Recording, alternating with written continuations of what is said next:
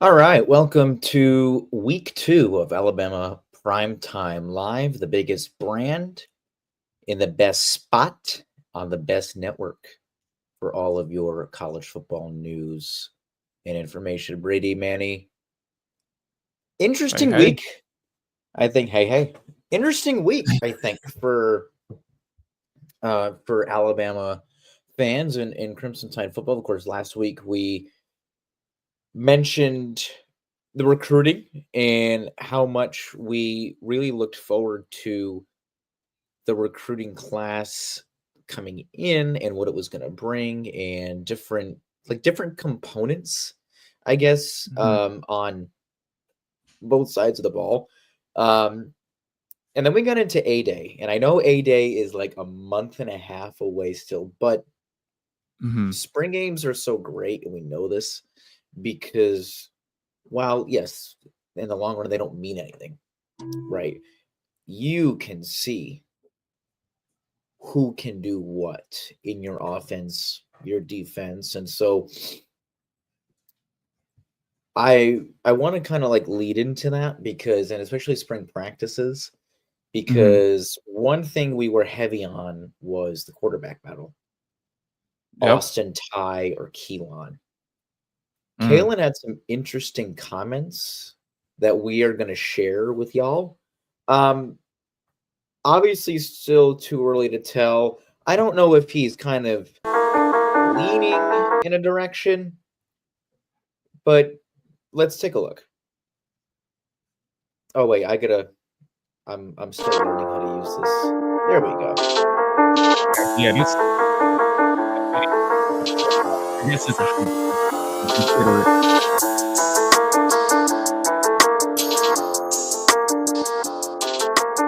Good ball. Beautiful throw. That's a Beautiful throw. really good ball.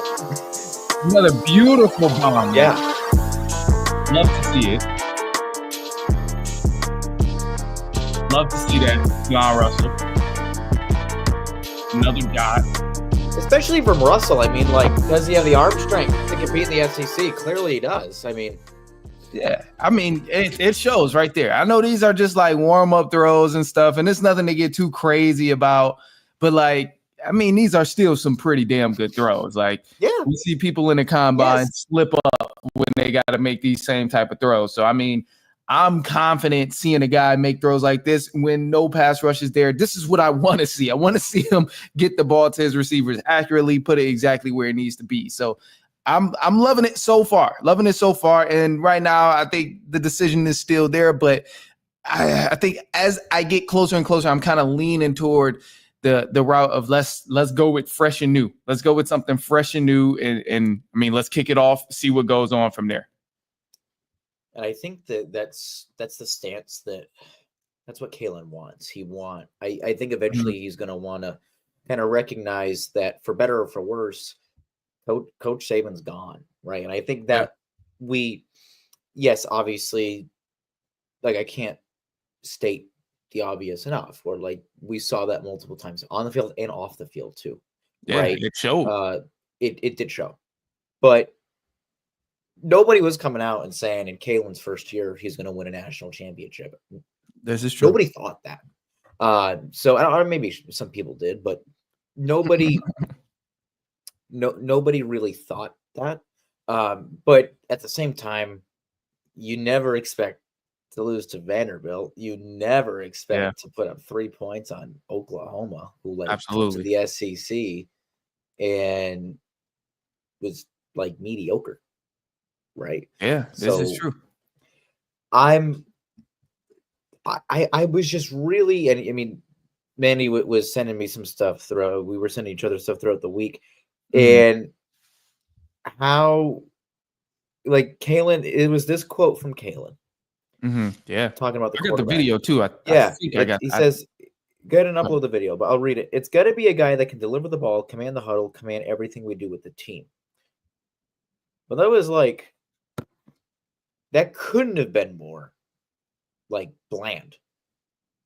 Like seriously, This is true. This is true. that's I like mean, he it's gave got to us be someone who nothing. can command the offense. No kidding. Like Yeah, he gave us Isn't nothing. that not what you want in a quarterback? That's the ultimate. Very You know what? confused.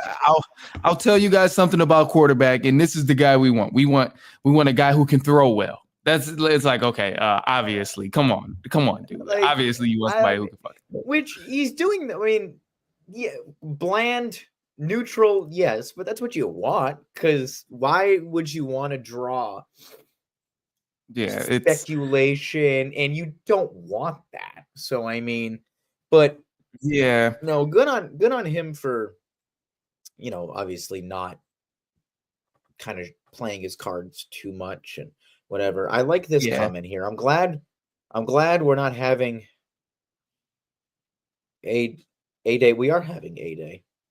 They're gonna revamp it. They've been saying it's not gonna be as intense. Yeah, it's and gonna be new, yeah, but it's still. I mean, they're still calling it yeah. A-Day, which I think you're gonna see more of that. I think like Colorado moving forward.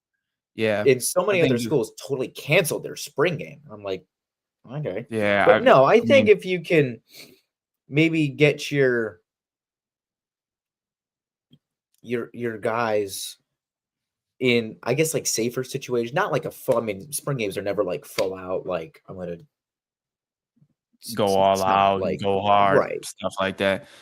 Yeah, I mean, it's as far as the A-Day, them revamping it. I mean, yeah, I do think at some point we'll begin to see more of it. But I mean, for those who kind of heavily rely on that as like a tradition, the time to see skill guys do their thing, and the time to see teams, or see the guys compete against each other, it is disheartening and it's disappointing knowing that it's not going to be the same.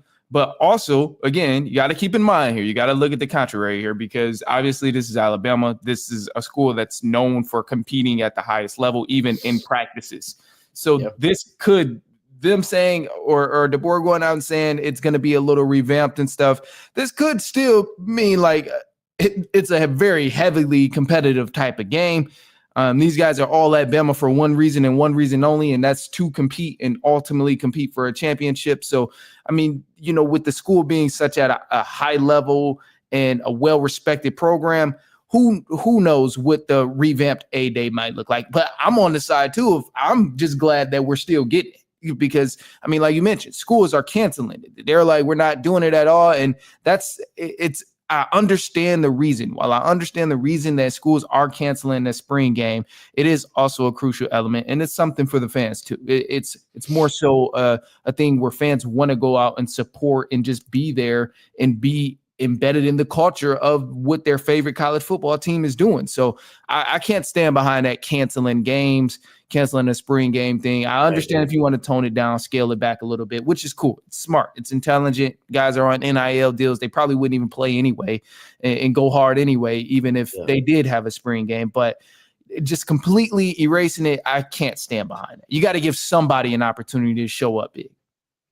Especially with, I mean, maybe you're I don't know, a 3-star recruit.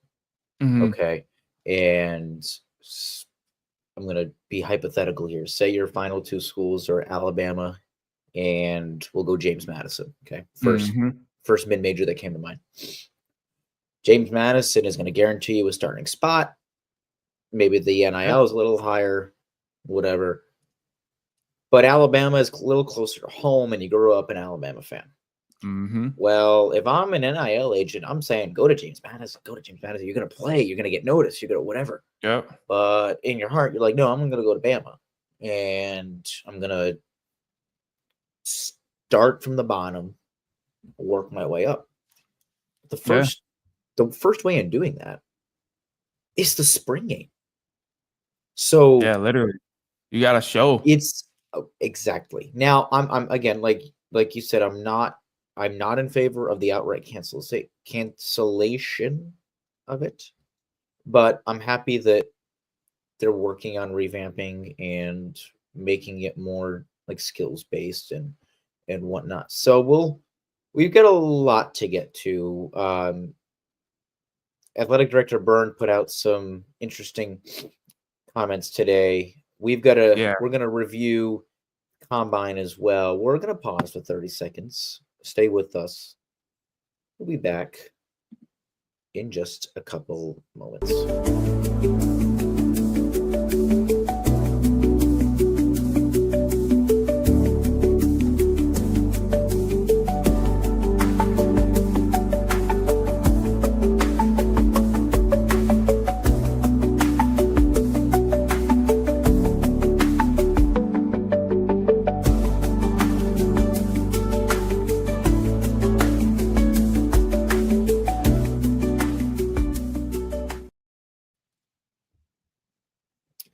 All right, I also got that DeBoer video too. I got that pulled up. I got the other throws too of Keelan Russell. If you want to put those in. Pull up. Go ahead, let's pull it up. do it. I mean, we've got. Yeah, here's this bland, his bland comments on QB1. It's wait, this is the wrong way. Hold on. No, that's beautiful. the one from. Beautiful. Yeah, we got to keep this. We'll go back to this one because that was beautiful. I specifically needed that one up there. I was like, that one was nice. That one was good. Yeah, that was something that was nice. Okay, now it gives me a timer on it, so I'll get back to it. I don't know why it's giving me a timer on it of like uploading, so it'll be up here in a second. But yeah, but go ahead, man. It's they want to like add a 9th SEC game. I mean, there's more teams in the league, so I get it. But what I really don't like the SEC and the Big Ten are trying to like control the sport. Yeah, I mean, it's what it feels like. I don't know how much Byrne and DeBoer like buy into it. More so Byrne, I guess, than anybody else. But I don't really. It's not broke, don't fix it, right? So unless they feel it is broke, like your viewership's not down, you're still making a ton of money. Your kids are still, for the most part, healthy. Yeah. Why add a 9th game unless you want to go for like tiebreaker scenarios? So that's where I think they're headed. That's actually where I was going to go. I think that's where they're headed in terms of the tiebreaker thing, because last year, I think, a lot of SEC schools got dismantled. They got in their feelings just a little bit. A lot of SEC schools got put out early, got first round, or didn't even make the playoffs. Bama being one of those teams because of SMU.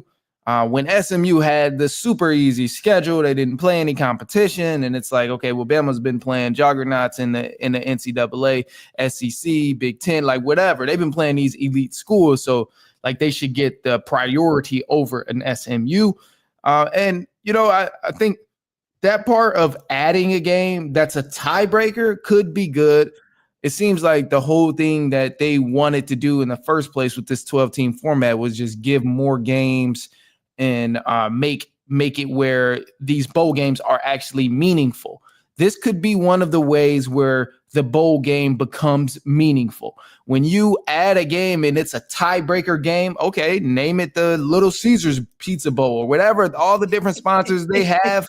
I mean, we've seen some crazy name. The Pop-Tart Bowl showed out, having people in costumes and stuff. So all of these different sponsors that they have, you Snoop Dogg got a bowl game. Like, make it a bowl game. If it's gonna be the tiebreaker game, make it one of the bowl games. That way it is watchable. It is something that people care about. But my thing is, when you stretch the postseason out for 6 extra games and there's 7 teams who don't even really need to be there in the first place, it still becomes a non-meaningful game, or the game still becomes like a type of thing, because we know that Georgia's going to smack a SMU. We know that these smaller schools don't stand a chance against Alabama or Oregon, Texas, OSU. Like, they don't stand a chance. So, that's one of the things where I think they should revamp it to. And if they add that ninth slot, then make it that tiebreaker game and then take away from the 12-team college playoff. That's an format. Interesting view. Because I was more of like, you want an odd number of games so nobody finishes 500.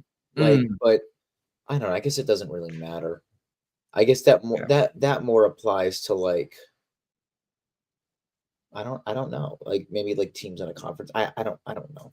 But my thing with the playoff is that the top 4 seeds going to the conference champions was not it. Because I mean, we look at basketball, like all the 1 seeds, like the SEC has 3 1 seeds right now. Yeah, which is crazy. Like that's nuts. It's Auburn, Alabama, and Florida. And then I think Houston will be the other. Houston or Duke. That's what it's projected right now. Like, that's crazy, right? So I think when they retweak it, which they should, just go by it. You need a computer generated ranking system for the playoff. Now, I'm not saying abolish the AP poll, the college playoff rankings. No. Yeah, let's hear it. Let's hear it then. Keep that. That doesn't change. But when it's time to make the bracket, and also, I would actually make it 16 teams. Every conference champion gets in. Don't give me the one highest group of 5 crap. Let them all get in. Yeah, the every other sport. Every other sport, the conference champion, even at the FCS, every conference champion gets in. I believe at the FCS, every conference champion gets in. Why is the FBS any different? Why is it any different? That's just my view. I'm not mad at that. I'm not mad at every conference championship getting in, because it's like, okay, you really want to debate who's better, Big Ten, SEC? Okay, they're gonna play each other. We're gonna see. 16 teams. I would get rid of the buys. 16. I would totally get rid of the buys. 1 to 16, just go. Okay. But when it's time to create the bracket, you tell the computer, here's our champions, or like, here's who has to get in, right? Based on conference championship games. Type in the results from the last week. Go. No different than, I'm going to keep going back to basketball because it's just, for me, like the second easiest, aside from like football, to comprehend. No different than Ken Palm or NPI or college hockey, hair-wise. I know Alabama fans, hockey, not their number one sport, but up here in New England, college hockey is pretty big. So something like that, where you take away your league bias, because I think it's a pretty big problem. So I'm not, again, like I said earlier, I'm not saying completely abolish the CFP ranking system and the AP poll. That you need, okay? Right. But when it's time to create the bracket, you tell a computer, here's who has to get in because they are conference champions. Here was our final college football playoff ranking system done by humans. Here are the results for every team in the top 25 this past week. Go. And you take your 16 champions, or not your 16 champions, the 9 champions, with 10 when the Pac-12 comes back. Right. So we'll say 10 champions, right? Right. We'll say 10 champions, and the top 6 left. I think that really, like, then nobody can make an argument. Nobody can sit there. If you do that, you eliminate the debates of like Alabama versus SMU. Those debates don't happen. Yeah, instead, it's more fans just like, ugh, I wish we got in. Like the computer got it wrong. It's a freaking computer. It can't be wrong. Like it's. So yeah, that's where I struggle, because that's where I struggle, because I'm content with, it being a selection like from artificial intelligence, just putting it in there that way it's non-biased, whatever. I'm content with that. The thing that I struggle with is like the multiple conferences, and it's just too many damn slots to me. It's just too many slots, man. Like I was never on board with the 12-team format, and no, I was never on board with that. It's just too many teams, man.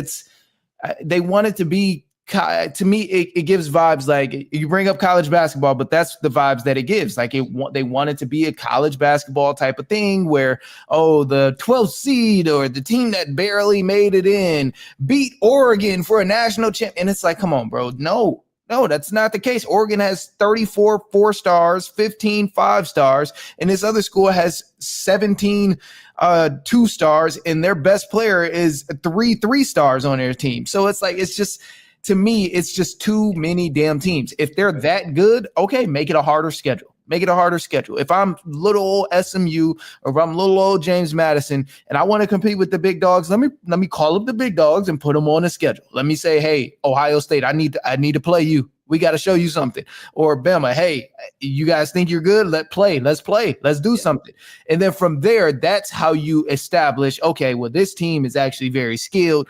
Whether Bama had a down year, whether Ohio State has a down year, it's like, okay, well, no, they beat a Power 5 football program like this. Hey, they need to be in the conversation. They need to be somewhere. And if they continue to do it, then okay, then cool. They get their ticket to, I guess in this case would be the 12-team format. But I don't like the whole thing of like, okay, well, this school is undefeated. They won their conference championship.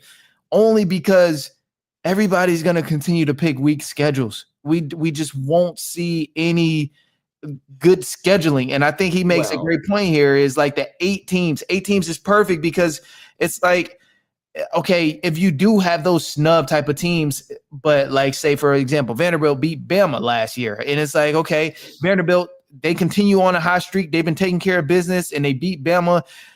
Suppose they play Ohio State or Penn State as well, and they beat them. Okay, yeah, throw them in there. Let's see what they got. They already beat two big schools. But what if they lose to Georgia Southern? Then hey, that's on them. They should have took care of business. Do you put them in? No, hell no. They didn't take care of business. So that's where the but that right. I see it as where they're gonna make the schedules harder. They need to, man. They need to. Because now, if you don't win your conference, you're fighting for, you've got, I don't know, it depends on how many teams you go with, right? This past year, it was 3 slots. If you go to 16, it'll be 6 slots, right? Again, Pac-12 is coming back, so it becomes 10. So, if I'm a coach or a general manager or an athletic director and I play in the SEC and I play in the Big Ten and I'm a higher echelon team and I know that to win a championship is going to be a dogfight. If I'm Penn State, you brought up Penn State. Let's take Penn State. Let's use them. Penn State. I mean, I don't remember the last time they made a Big Ten championship aside from this year. Okay. I have Ohio State. I have Oregon. I have, for some reason, like, I don't know, like Illinois is good now. Like, pretty decent. I feel like Iowa is always at least in contention, right? They may not be good, but they stick around. I'm waiting for Nebraska to be good, and I feel like they're very close. But I feel like I've been saying that. Nebraska fans have been saying that for like 30 years. Like, we're just waiting. We will be good. Well, Patrick Mahomes' twin is gonna like save you, I guess. I don't know. Right. So maybe I do. If I'm Penn State, like maybe I don't play Toledo. Right? Maybe I call Missouri. I call Alabama. I call Arizona State. Hey, let's do a home and home. Alabama did it with Ohio State. Alabama did it with West Virginia.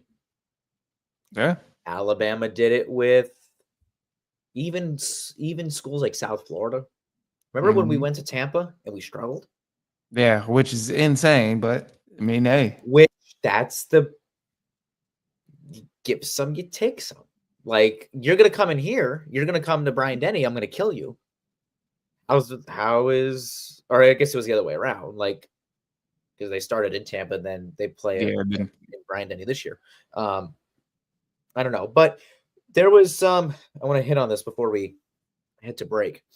The 2026 Bama schedule, it's at West Virginia, and then home Florida State, home South Florida. And then the football playoff, they might go to 14-16, and then the SEC and the Big Ten, right? They're going to fight for automatic bids. So let's get a final answer before we go to break, because I want to touch upon combine Alabama guys performing in the combine and whatnot. Yeah. Are you in favor of 9-3? So 9 conference games and 3 non-conference games, or 8-4? I think I'm on the side of 9-3. I'm on the side of 9-3. Give us more conference games. Let's just make the schedule more difficult. I feel like when there's room to go choose another opponent that's outside of the conference, a lot of teams start to duck smoke, and it's just not entertaining to watch. We want to see the best of the best clash against each other, and when you give teams these extra slots to go choose a different opponent elsewhere, then that's exactly what they're going to do. They're going to try and go get a win from a small school in Delaware somewhere, and just so they can look at the committee and be like, hey, well, we won, we're 5-0, rather than being like, oh, we actually beat teams in our conference. So I'm all 9-4. Okay. I like this, but I disagree with one reason. Rich Rodriguez would not. He would he's going to find a way to keep the backyard brawl while playing Alabama, because that's Rich Rodriguez. You heard what he said about his team. He called them all a bunch of softies. Like, wow. That's old school. I'm here for it, because I think that's kind of what West Virginia needs. But no, I don't see that. I see them keeping the backyard brawl. Yes, that'll never go away. But getting rid of that home and home, I don't know if they would. I don't know. We're gonna pause for 30, and then combine. This is a good combine for Bama alumni. Stick it right here, and we'll see you in 30.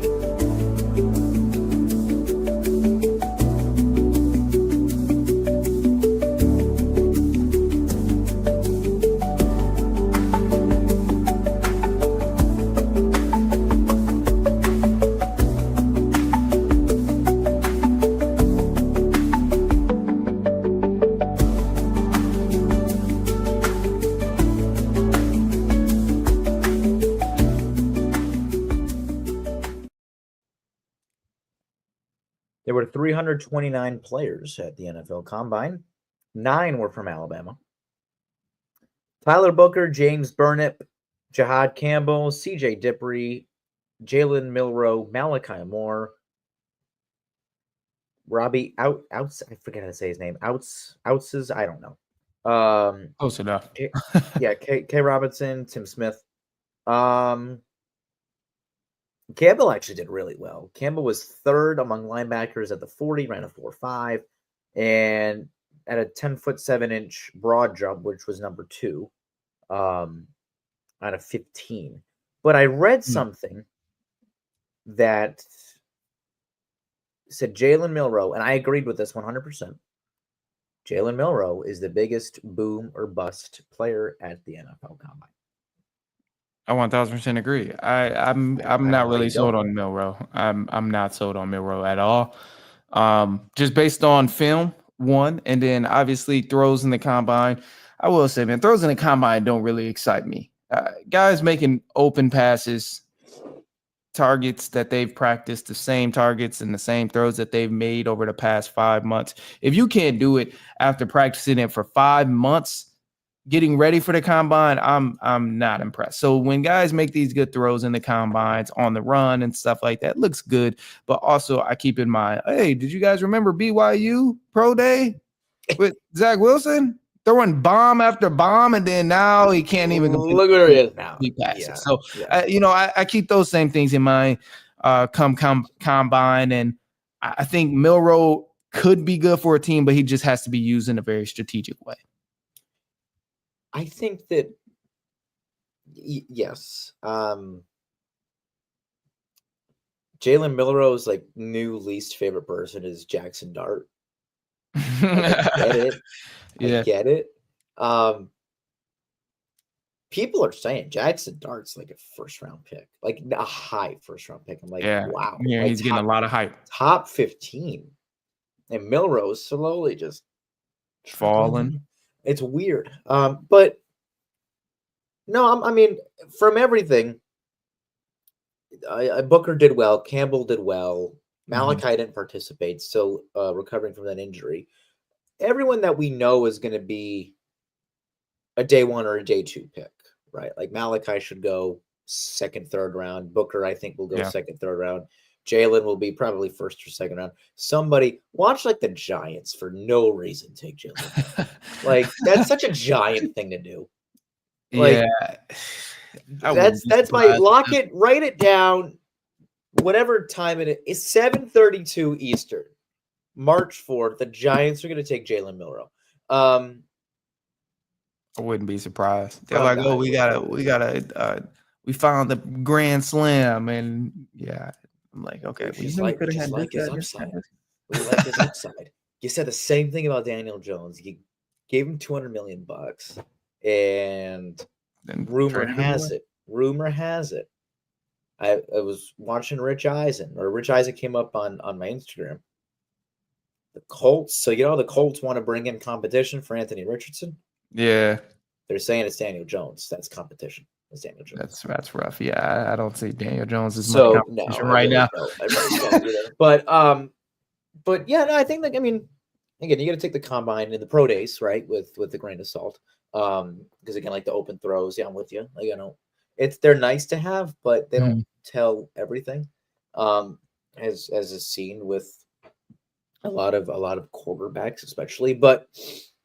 I feel like teams are going to sleep on Jahad Campbell for some odd reason. Tyler Booker as well. Like there's a lot of good offensive linemen in this class. Tyler Booker's so slept on. Yeah, I feel like he's going to be one of those guys where you look up 4 to 5 years in the league and you're like, damn, man, how does this team have such a solid offensive line? How did I pass on him? Right. Yeah, like how did you pass on him? And it's like, oh, well, you could have got him, but instead you went in that direction. So. Look at this. There's shout out to Jackson at Alabama Live for dropping all our. I don't use Threads, but if you want to follow me on Threads, go. I didn't even know I had a Threads up until I saw Jackson commented that, which is cool. Yeah, so, shout out to you, Jackson. You're making this up, man. Yeah, I appreciate that. So that's our socials there, and then the Run podcast. Yeah. Definitely check it out, man. Check out the Run podcast. If you like other sports and just want to hear more about sports in general or NFL topics, of course, you can check out the Run podcast on all podcast platforms, Spotify, iPodcast, wherever you get your podcast. And then, of course, you can check out the clips and stuff on the socials that Jackson just dropped in there. We update, daily. It's always content up there. So go ahead, check it out. I want to ask you before. I think we're going to maybe something we can do over the next 12 weeks here. So, right now, week 1, Alabama is at Florida State. We know they're going to win. By how much? We can do this for every game going forward. We got to do. We got to do this. Next week will be week 2, and then week 3, and then before we get into like a full season breakdown. Alabama beats Florida State by how much? Alabama beats Florida State by 30. By 30. Cool. I was gonna go. I was gonna go 4 touchdowns. Yeah. I know it sounds crazy, but I think this is gonna be the statement game. I'm hoping that's the case, but I think this is gonna be the statement game. Bama has some changes. Obviously, Florida State is doing their thing, trying to get better than what they were last year. But yeah, man, I'm not convinced. I'm not convinced. I think Bama comes out, they beat Florida State by 30, and that's going to be the statement game, and that's going to be the game people are like, whoa. Bama's back. Whoa, like Bama's they back. might, they're back. So that's what I'm saying, about 30. Then so Uyagalele is still there? No way. I don't think I don't know think how. ESPN updated this. Did they? One way to I don't- find out. No, they didn't, because Milroe's still in the Alabama roster. I gotta figure out who. Who's So over we there? have to be determined for Alabama against. We're about to find out for Florida State. Yeah, it looks like he's still there, but we don't know if he's gonna be like the starting QB or not. I just thought he graduated. Yeah, I don't think so. He might have. Declare. All right. He declared for the 25, 29. I'm not that he's gonna get drafted. Okay, yeah. So I Declared don't for the know draft. who All they're right. So we don't know. We don't know. Yeah, it could be anybody still. So we gotta give him the benefit of the doubt. Same thing with Bama, which I know that's the one thing that's, I don't want to say like dividing fans, because it's not like a divided fan base, but it's really up in the air. Oh, Castellanos from Boston College. Oh, he transferred, didn't he? That's right. Yeah, he He did. Transfer. did. Which, have fun, Florida State. He's not good. Listen. Boston College is basically in my backyard. It's 45 minutes from my house. I've watched plenty of Thomas Castellanos. Believe me, Said there ain't nothing to get too he's excited. not special. He really is. I mean, yeah. I mean, they didn't make a lot of noise from what I remember. So nah. I mean, they beat Florida State. It's like, wow. This Bill O'Brien, like, this is great. Like, BC is good. Like, for us in New England, like, BC is good. This is cool. But that's the thing. Everybody and then beat they Florida sucked State right after that. That's the thing. Yeah. So everybody beat. It's like you beat down on Florida State, and it's like, oh man, that's like, cool. all right, AP top 25. Nice. All right, go East. Guess, like up here, we're all rooting for Boston College. I guess Florida State's really that bad. I remember I was at the Syracuse game, and that's a game they benched Castellanos. And man, we didn't really know what was going on. We're like, where's Castellano? Like, they must have just benched him. And he wasn't even playing that bad. But, like, I guess he and O'Brien, like, got into it on the sideline or whatever. And Thomas said some, like, questionable things. So, and that's, and obviously Londrin transferred from here up to BC. So, all right. Bama beats Florida State by 1 million. We're going to end that on a high note. Next Tuesday, 7 p.m. Aki. We will be there. Like, share, subscribe, tell your friends and family. I'm going to go take a nap. I'm going to go get some editing done. Then get ready for tomorrow. So that's what I got going on. We'll finish up some editing. But yeah, next Tuesday, like you said, we'll be back. And then week by week, we're going to get a prediction. So definitely excited about this. All right. Peace out, everyone. Roll Tide.